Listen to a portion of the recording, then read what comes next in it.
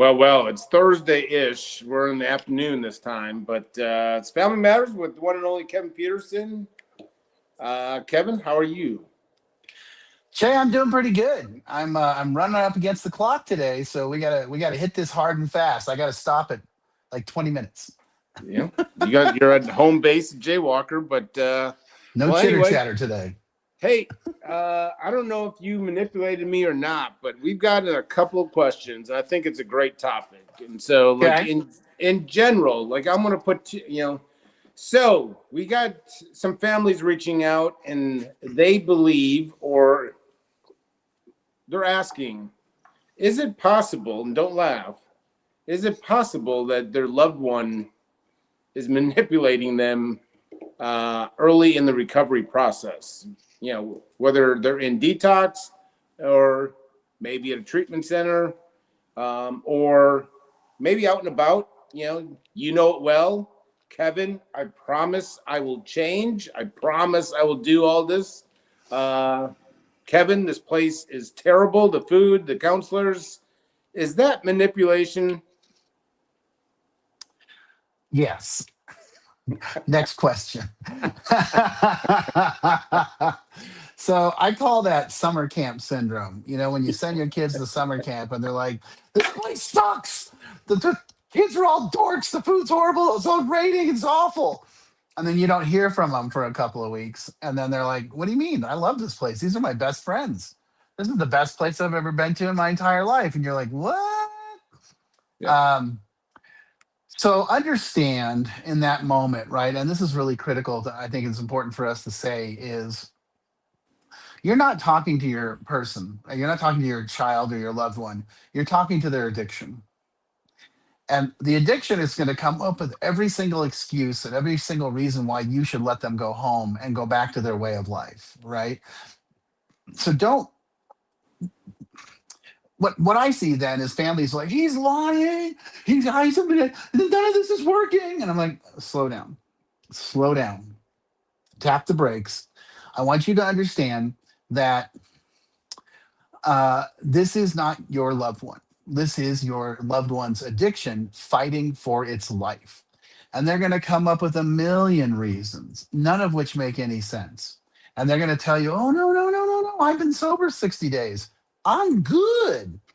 Almost all research points to 12 months to 18 months to 24 months before their brain fully comes back completely functioning. And let's remember, that's fully brain enhanced, full adults, full brain growth adults. We're not talking about 25-year-old boys or 18-year-old boys or anything like that. We're talking about people that are completely on the ball. And so, yeah, I mean, again, what I try to counsel my families is don't get mad. I know you feel like, "Oh my God, here we go again. It's all lies." And it's like, well, yeah, you're right. It is. But understand where he's coming from. His addiction is like, no, no, no, no, no, no, no, no, no, no, no. And let's do something different. I need to go back we got to go back to our old way. And yeah, so yes, the answer is yes, but yes, and understand why that's happening.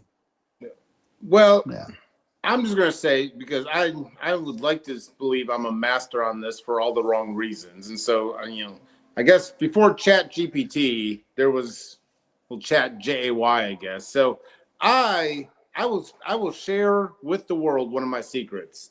If I heard something incredible while in group that some sounds really really good that I knew my mom or people were going to go for, I recited that by saying, you know what I'm doing is I'm misplacing my reliance and on whatever it may be. I knew my mom was big on God or something, so I went heavy on the religious side, and Hmm. I just need a new connection with God. I found that here. I can leave. I'm good. So forth. I'll say this because families, it's a great topic because I don't know when it happens, a week to two. I don't know, like the voice kind of clears out and gets healthy on the phone all of a sudden. Mm. And someone that's been through numerous treatment centers like myself, I could not be trusted. And I'll just say that. And so it was pure manipulation to get out. I didn't necessarily go with the bad food or whatever. I started quoting what I heard in groups by counselors or people that been there and recited that on the phone to my mom and dad.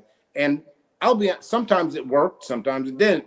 Thankfully, it didn't this last time. But I think talking. I mean, that 2 week or whatever time period is, you start sounding healthier on the phone. Would you say? I mean, what's a kind of guiding rule that the lack of communication, no communication, in that first 2-3 months? What do you really have to say in that first 30 days to your family anyway? Because the situation is what it is. You're in treatment. Your mom and dad, loved ones need a break. I know you guys have phone privileges and jaywalkers, but in Kevin's world, what would you say is the right amount of communication that first 30, 60 days? Well, I always say try to set a time every week, like a 15 or 20-minute phone call every week just to see how you're doing, what's going on. I really get nervous when we talk about, people that are talking to their families every day, or, rush to the phone every night and want to, fill in their families. We want them to focus on their stuff internally right here, right now. We want them to really we want them, I mean, this is going to sound horrible.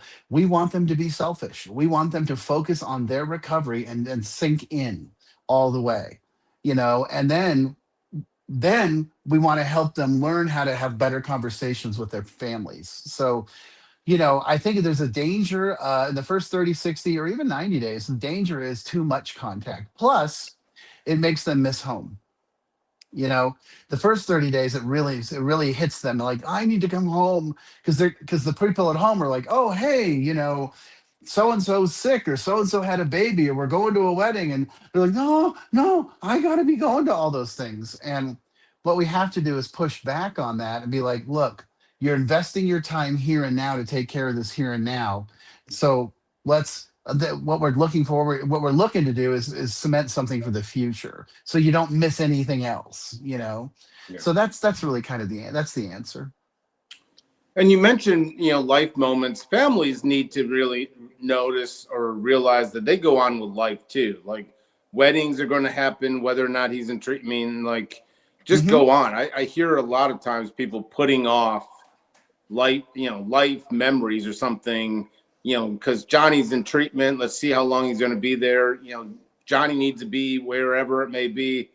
I kind of have this like go on with life, and it's all right if Johnny misses one or two and gets better. He'll be a healthier person when for the next 100 events or something. But families are always worried about Johnny's going to miss this. We can't have the wedding.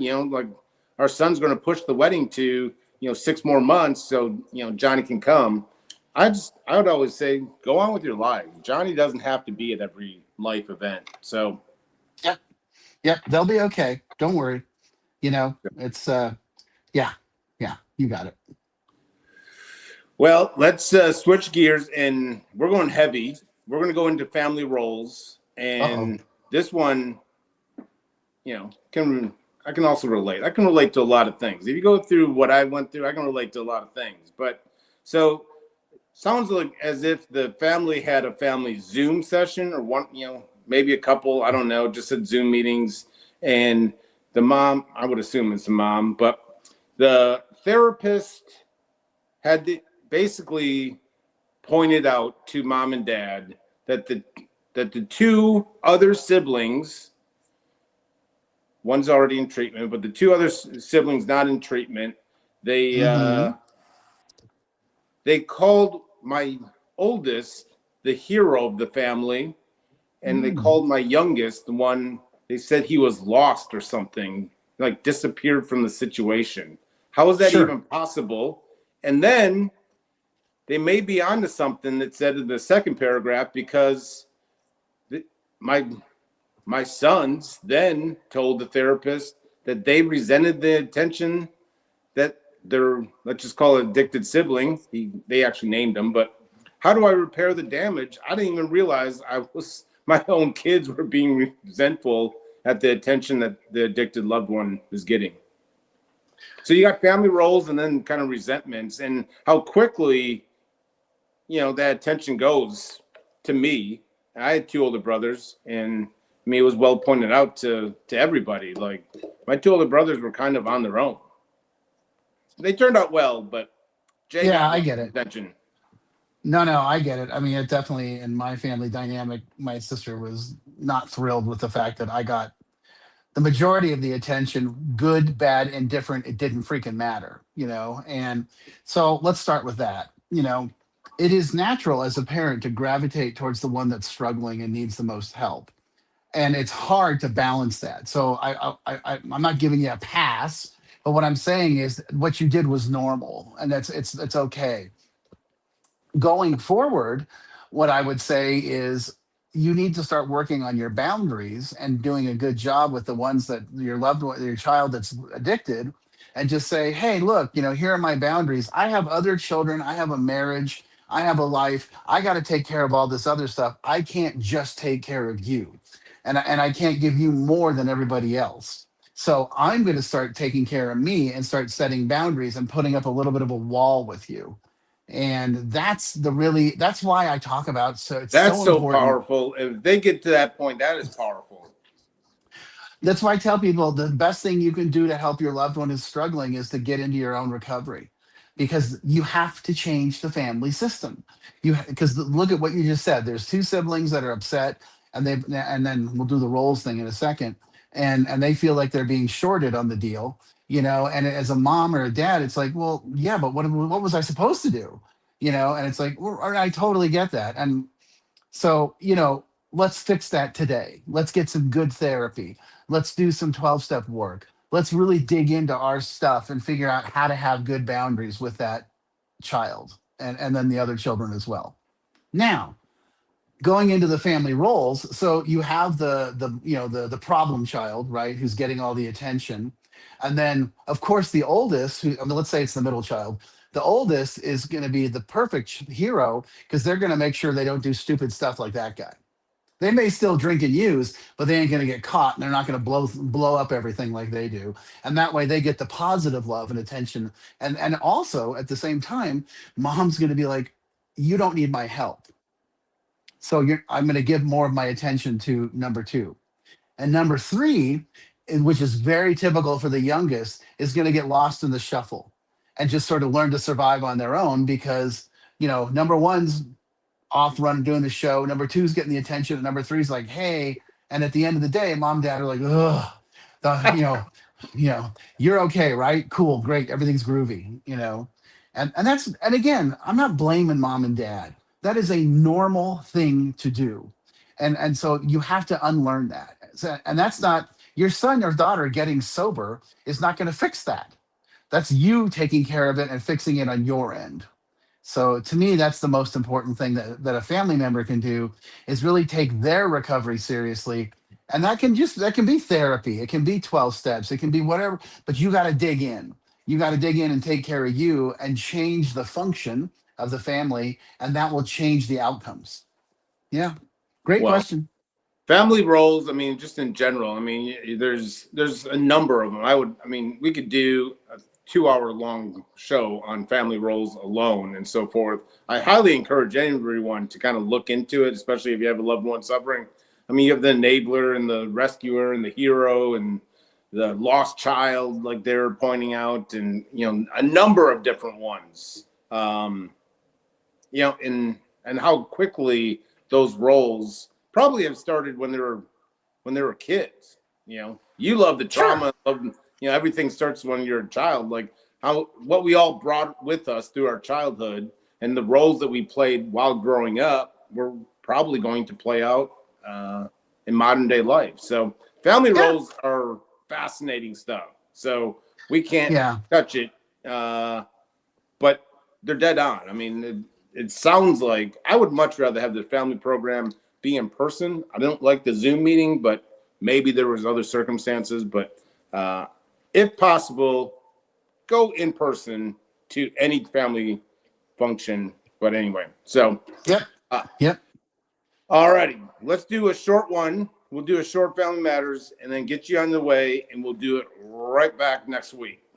But we Sounds loaded you up with awesome. 2 pretty good ones. So Those were some powerful questions, and we can revisit those because those are repetitive themes in the clients that we work with. So I would love to be able to sort of dig in and spend more manipulation and time. family roles. Oh my God! Like yes, I mean, yeah. we'll put a star next to him. We'll get back to him next week. So Kevin, you can have the rest of the day off.